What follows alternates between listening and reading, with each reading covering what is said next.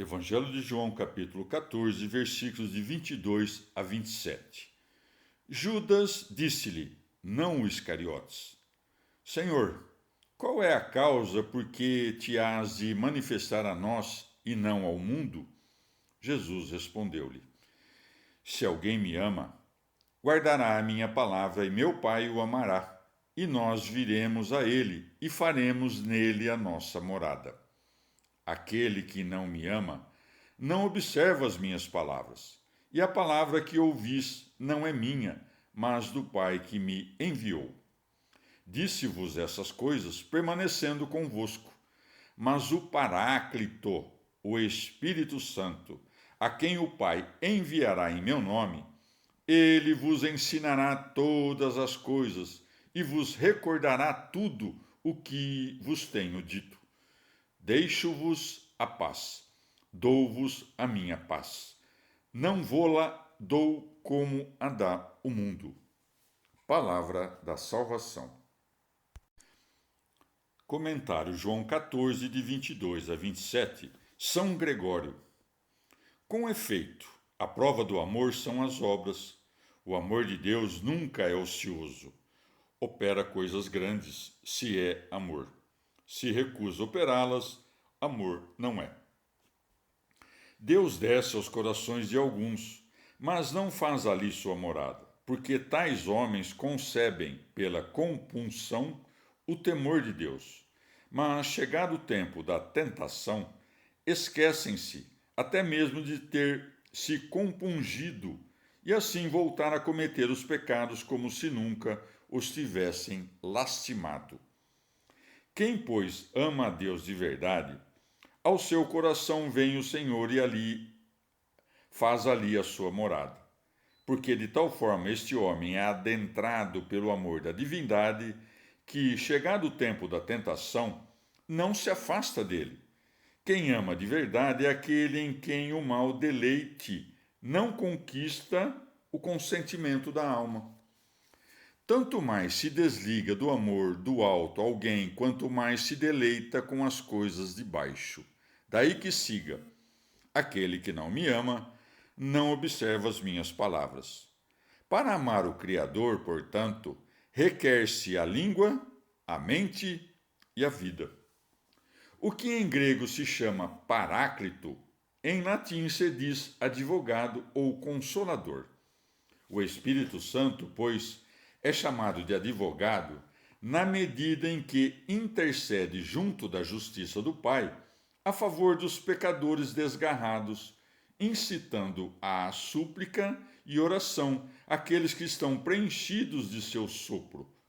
É chamado de consolador na medida em que levanta do abatimento e da tristeza as almas dos amargurados pelo próprio pecado e, ao mesmo tempo, prepara dentro deles a esperança do perdão. A menos que o Espírito Santo esteja presente no coração do aluno, é inútil o falatório do mestre. Ninguém, pois, deve atribuir ao professor humano o entendimento das palavras que saem da boca do professor, porque se não estiver no interior do pupilo quem lhe ensine, em vão trabalha no exterior a língua do mestre. Ora, mesmo a fala do Criador não serve à instrução do homem, se o Espírito não fala a esse homem por meio da sua unção. Devemos indagar por que nosso Senhor diz desse mesmo Espírito que ele vos recordará tudo, ou no latim, sugerirá, já que sugerir parece um cargo inferior. Mas, uma vez que por sugerir às vezes queremos dizer inspirar, soprar ou insinuar, se está dito que o Espírito Santo sugere, não é porque nos traga algum conhecimento inferior, mas porque nos traz um conhecimento oculto. Comentário João 14, de 22 a 27, Santo Agostinho. Nosso Senhor disse: um pouco e já me não vereis, outra vez um pouco e ver-me-eis. Judas, não o traidor chamado de Iscariotes, mas aquele cuja epístola é lida nas Escrituras canônicas pergunta o que quer dizer com isto. Senhor, como é que te manifestarás a nós e não ao mundo? Nosso Senhor, em resposta, explica que se manifesta para os seus, não para os gentios e ímpios, porque os seus o amam, os outros não. Jesus então conclui: Se alguém me ama, guardará os meus mandamentos. O amor separa os santos do mundo e faz habitar nas moradas concordes em que habitam o Pai e o Filho. Lhes faz doar este amor a quem finalmente concederão manifestar-se. Existe uma certa manifestação interior de Deus, da qual os ímpios desconhecem completamente, porque para eles não há manifestação de Deus Pai e do Espírito Santo. A do Filho poderia existir, mas na carne, que não é desse modo, nem poderia ser por muito tempo, mas por pouco tempo, e isso não para alegria, mas para condenação, não não por recompensa, mas por punição. E então continua: e nós iremos até ele. Na verdade, ele vem a nós. Se formos a eles, eles vêm com a ajuda deles, nós com obediência. Eles vêm nos iluminando, nós contemplando-lhes. Eles vêm nos enchendo de graças, nós recebendo-as, para que sua visão não seja algo externo a nós, mas interno, e o tempo de sua morada em nós não seja transitório, mas eterno. É por isso que ele continua, e nós habitaremos nele. Mas, enquanto o Pai e o Filho fazem morada amorosa, o Espírito Santo é excluído? O que significa aquilo que é dito do Espírito Santo acima? Ele habita em vós e estarás em vós. Mas que o Espírito fará morada em nós? A menos que, de fato, um homem seja tão louco a ponto de pensar que, quando o Pai e o Filho vierem, o Espírito Santo irá embora, como se para dar lugar aos seus superiores. No entanto, mesmo esse pensamento carnal é desaprovado pela Escritura, no sentido que diz: permanecerei com vós. Ele estará, portanto, na mesma morada com eles para sempre. Como ele não veio sem eles, também eles não vieram sem ele. Como consequência da Trindade, atos são às vezes atribuídos às pessoas isoladas dela, mas a substância da Trindade mesma exige que, em tais atos, a presença das outras pessoas esteja também pressuposta. Talvez seja com fundamento em alguma distinção importante que nosso Senhor, ao falar de suas próprias palavras, usou o singular. Se alguém me ama, guardará a minha palavra. Já quando fala palavra no plural, aquele que não me ama não observa as minhas palavras e diz que não é sua, mas do Pai, refere-se a si mesmo. Com efeito, o Verbo não é seu, mas do Pai, assim como a imagem não é sua, mas do Pai, nem é seu o Filho, mas do Pai. Com razão, portanto, atribui ao seu autor aquilo que ele mesmo faz, como seu igual, pois desse modo o autor recebe a indistinção e igualdade com ele. Uma é a morada que nosso Senhor prometeu para a vida futura.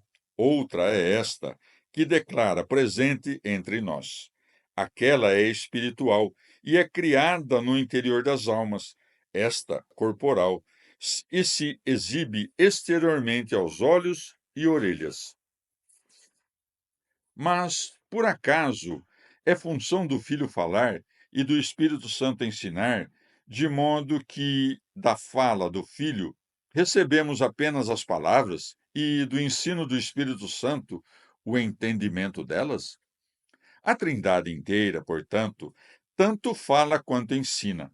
Mas se, além disso, cada ação não fosse confiada a cada pessoa individualmente, a humana fraqueza não conseguiria de modo algum alcançá-la.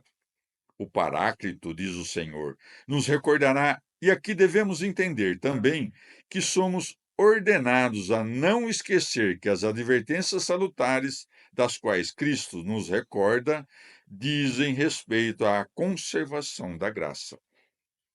Deixa-nos a paz nesse tempo, para que com ela vençamos o inimigo, e também para que nos amemos uns aos outros. E a sua paz nos dará no tempo vindouro, quando reinaremos sem inimigos e quando nunca poderemos ser discordantes. A paz a nós é Ele mesmo, e como cremos que é, e como o veremos de fato. Mas por que, quando diz deixo-vos a paz, não completa, e sim diz dou-vos? Deve-se subentender a palavra onde não está? Ou talvez algo oculto? Ele quis que significasse a sua paz aquilo que ele possui. E porque a paz que ele nos deixou neste mundo pode ser chamada antes de nossa do que dele. Não há nada que esteja em conflito com ele, porque ele está completamente livre de pecado. E nós, por outro lado, temos a paz compatível com o estado que nos faz ter de dizer: perdoai as nossas dívidas. Mas também há paz entre nós, porque sabemos do amor que temos um pelo outro. Mas mesmo essa paz não é plena, porque não vemos os pensamentos de nossos corações. Nem me escapa que essas palavras do Senhor podem ser consideradas como uma repetição do mesmo pensamento.